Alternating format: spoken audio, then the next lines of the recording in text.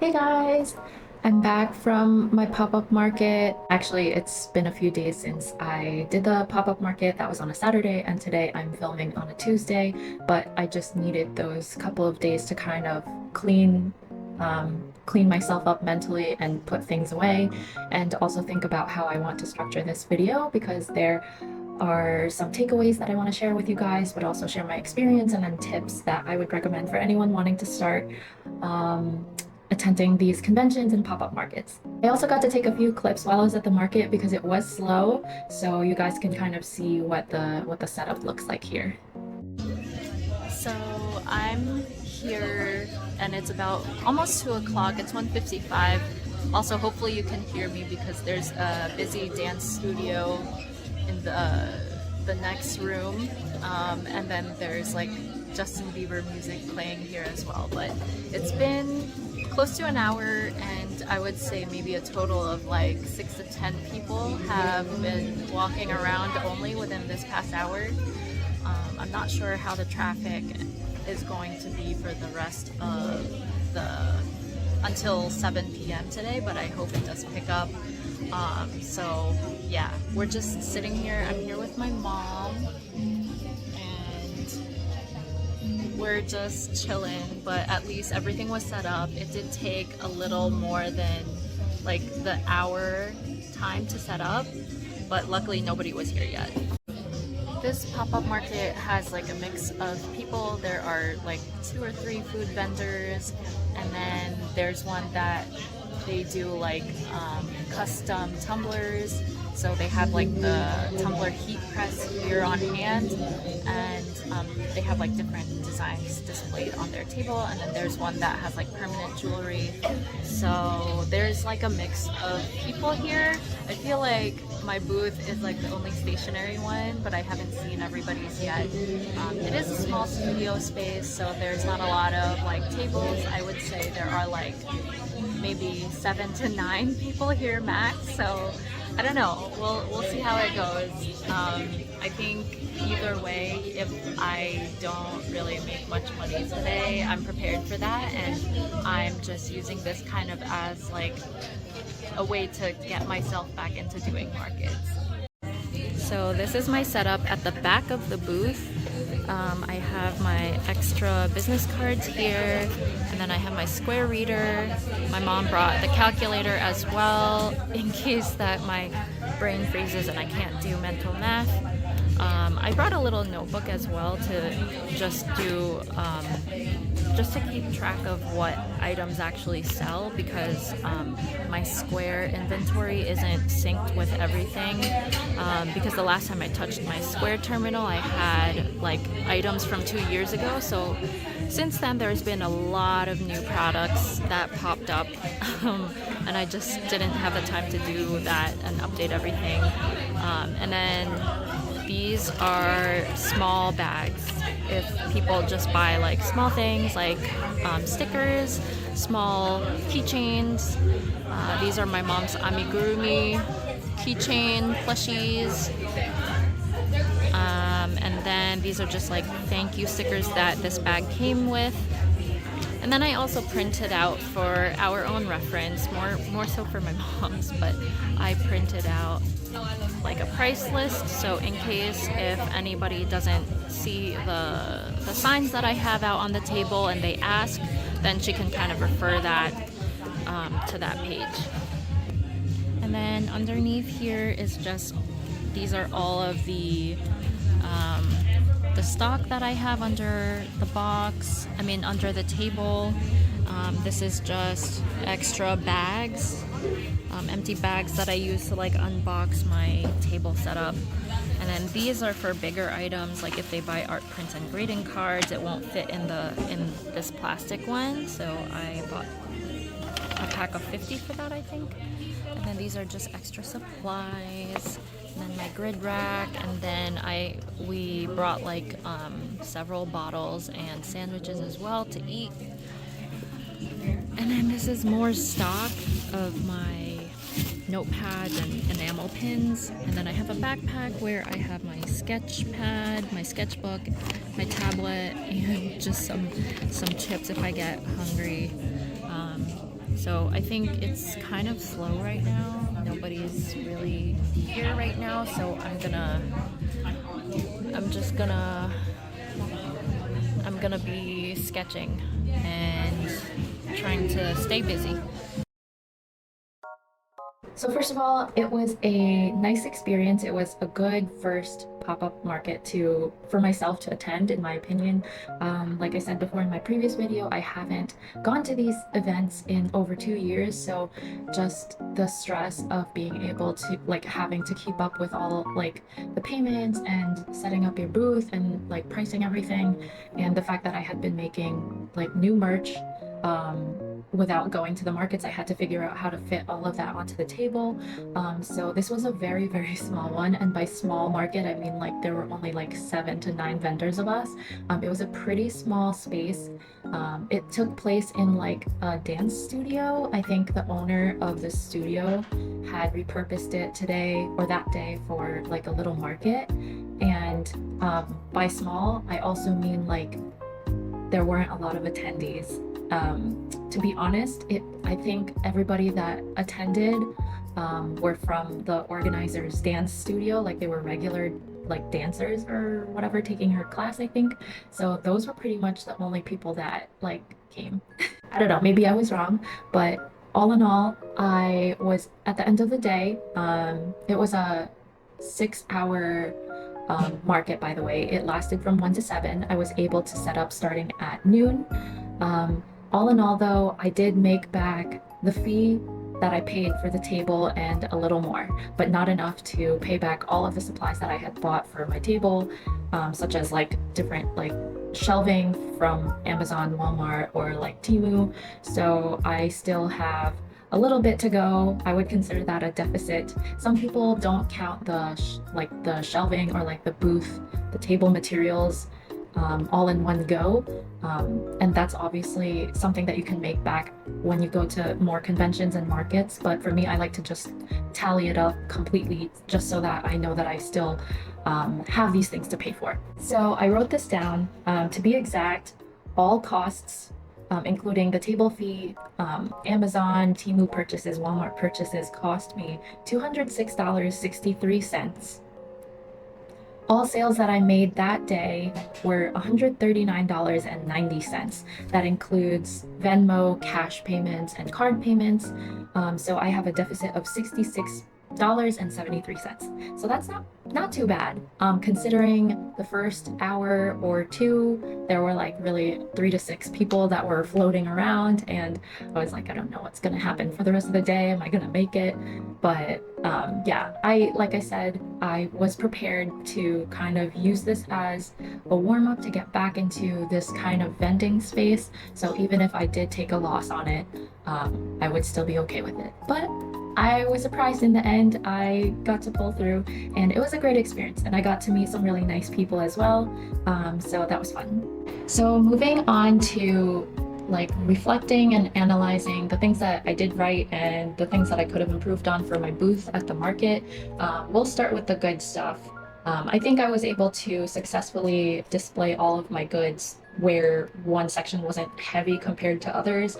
I liked how I was able to separate the crochet plushies and keychains and keep them together in one section, and then kind of put everything else like in other parts, so everybody had something to look at in case that there were a group and they took up the whole span of the table. There was something to see on each corner.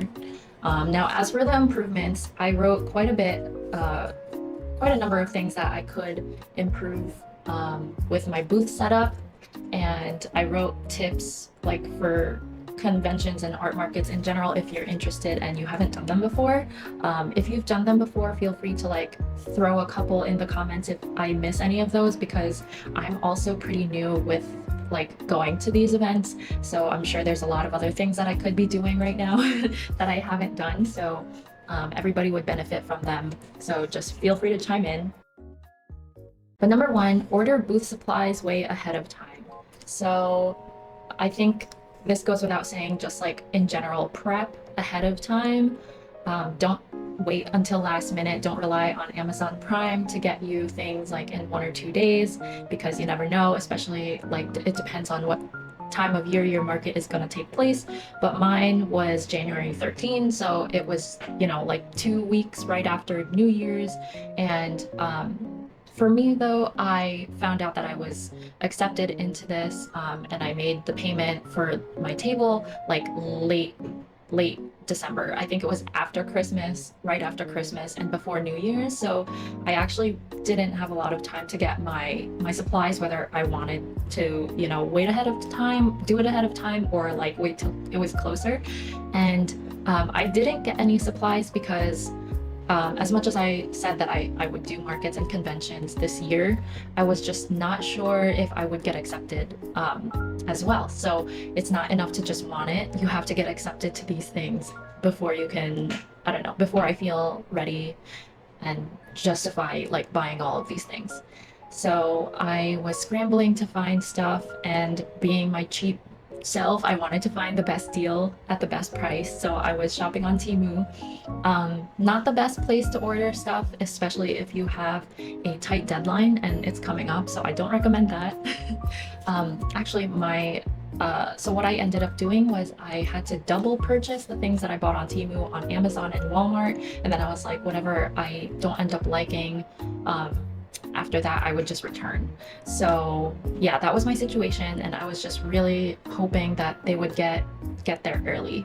And you also want to buy your furniture and whatever the booth displays ahead of time, because you also want to practice your booth setup before the day of the convention or the market. If you're a visual person like me, it will be super helpful so you're not frazzled and just like trying to do things the day of, because I feel like a lot of places only give you 1 hour to prep before they let people in, and in my opinion 1 hour goes by so fast and it's not enough.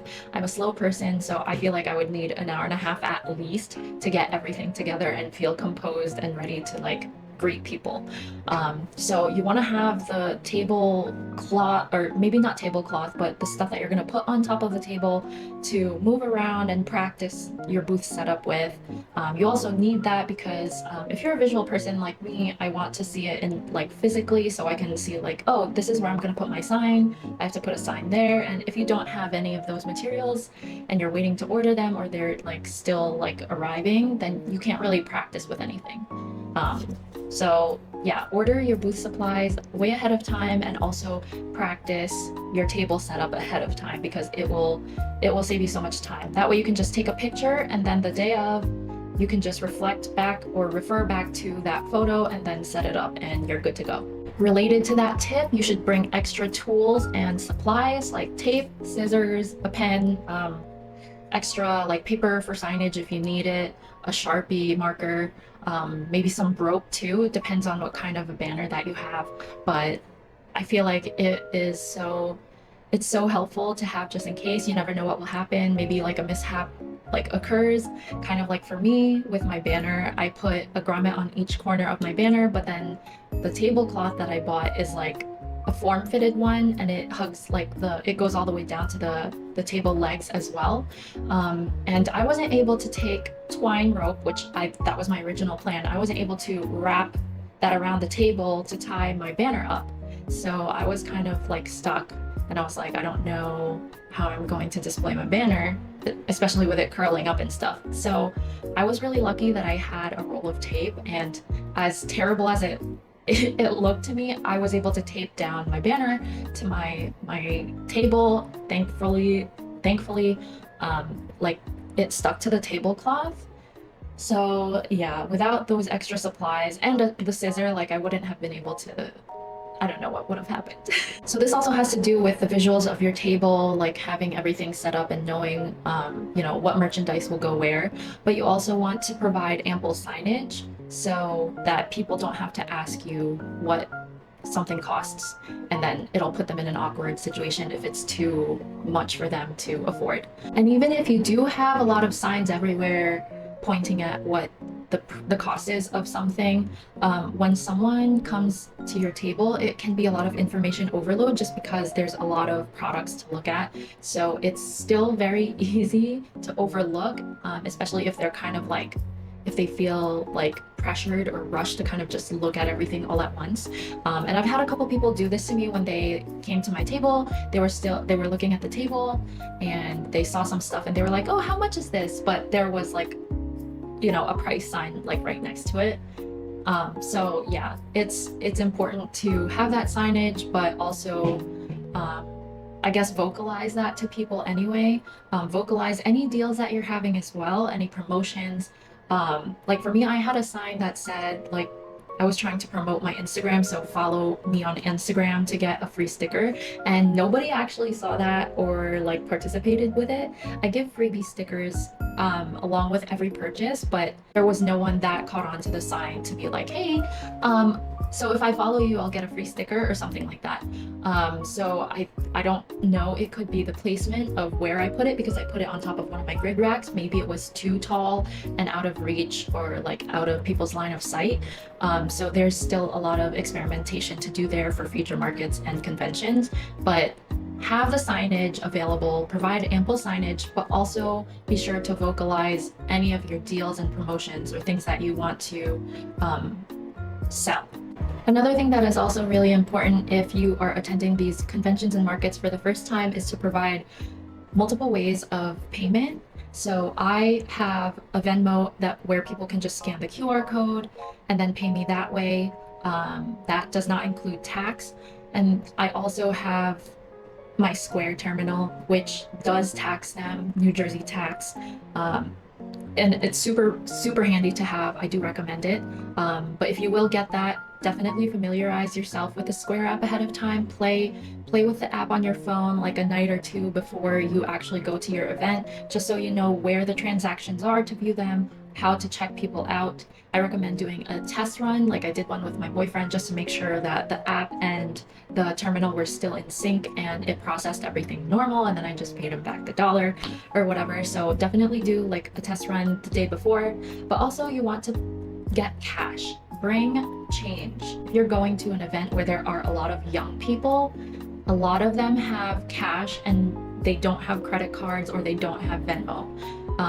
And they may only have, you know, like $3, or they might have a big $10, $20 bill. So you want to make sure that you have ample change to give them, because if you don't, then obviously you miss out on the sale. Also, just in general, before you actually sign up and pay money to attend a convention or a market or a fair, you do want to spend some time researching the organization, like how long have they been doing it, what is the demographic of this market? Is it something that you think would be good for your niche, what you sell? How many people? Is it like, you know, just like 10 or 20 people that go there? Or are there like a couple hundreds? Or is it like a township-wide market? Or people like travel from different states to go to this convention? That's all really important, and that will help you kind of get an idea of how to price your items, also help give you an idea of what items you probably make and market heavily in one fair over another. It's just helpful and will help save you from getting headaches and like getting nervous that you might not make back your table fee. If you can find like a social media page that they have, you want to see how often they will market these events coming up, how frequently they do it. Their following, I guess, is also really important. The amount of people that engage with their posts is also likewise important. So moving forward, that's what I have been doing for the other markets that I have applied to, because I didn't want to make it another event like this. Albeit it was good. I'm not saying it was bad, but it's not like the convention that I attended before, which was a little pricier. It was an anime convention, but I was able to make like 3 times the amount that I spent for my table fee. So do all your research, make sure it's thorough, and don't just sign up because you're excited that they are close enough to you for you to attend. A couple more tips I have. I know I feel like I've been rambling a lot, but you should bring clips to hang your signs. I made the mistake of not buying price clips, like sale clips, where you could clip one end to like a shelf or something and then have another clip to like attach the sign. I have grid racks and I just ended up using tape to attach my signs to whatever section, and it was kind of not great because number one, they're paper, so once I take it off for the day or for the night, it there's a big chance that it will rip. So also you want to laminate your signs, especially if you plan on using it again, especially if you attend outdoor markets, because who knows, it might be raining, snowing, or whatever, and it's going to make your paper super wrinkly if they're not laminated. So that's something that I'm going to be doing myself for the future conventions and markets. I'm going to make them all over again, my signage, and then I'm going to get them laminated, maybe at Staples or UPS store or something like that. But get those clips as well, so they look a little more polished when you're not using tape like what I did. To be honest, I was pretty unhappy with my signs because they were just paper, and I don't know why. I thought it was a good idea to glue that piece of paper with another piece of paper behind it to reinforce it, make it a little sturdier, but when the glue dries, it makes it look like wet and crinkly, and it wasn't laminated on top of everything. So, and it was taped to stuff, so once in a while you'll see the sign start to droop down or back, and it's ugly. It's not ugly, it does the trick, especially if you're starting out. There's nothing wrong with that, but one of my takeaways is to try to make my booth a little more professional next time by adding laminated signs with actual clips to hang them in. Those are all the tips that I have for you so far. I'm hoping in my next convention or market or event that I attend, I will have more tips to give to you guys, but I think that's enough for now. Just a quick summary, just to run through everything again so I'm not ranting. Number 1, order your booth supplies way ahead of time. Number 2, practice your booth setup ahead of time. Number 3, bring extra tools and supplies to your event. Number 4, provide signage, which is your pricing, any promos, but also make sure that you vocalize those deals to people. Number 5, bring change. Number 6, if you have a Square terminal, you want to familiarize yourself with the Square app and have several methods of payment. Number 7, laminate your signs. Number 8, bring clips to hang your signs. Number 9, I think I'm on number 9, the last one as well. Research the organization. Have they done this before? Who usually attends? What's the demographic? What is the size of their attendees? Are they in the hundreds, thousands, or are they tens and 20s? Those are all my tips that I have for you guys. I hope that they will be helpful when it comes to you actually doing and prepping for your market. One last tip that I do have, if you are a visual person like me and you're trying to imagine how many signs you need to make for your booth, when you practice your booth, take a picture of it. And then if you have an iPad or tablet or just a computer, upload it to one of those things where you can edit it and you can kind of draw over it. That's what I did in order to visualize, okay, I need this sign for stickers. I'm gonna have this sign to combine, the different plushies and the keychains. Draw on the photo and then just make annotations for yourself as to what that sign is. And check it off as you make it, and that will help save you time as well, because you're not trying to remember what the booth looked like. But thank you so much guys for watching. I hope you were able to take something away from my experience, my first market for 2024. I am so excited to apply to more. I've actually applied to 2 more yesterday, so I'll probably announce a lineup once I hear back of whether I was accepted or not into the other markets, because I'm going to be spreading out in terms of location. Thanks again guys for watching. Hope you have a good one, and I will see you in the next one. Bye!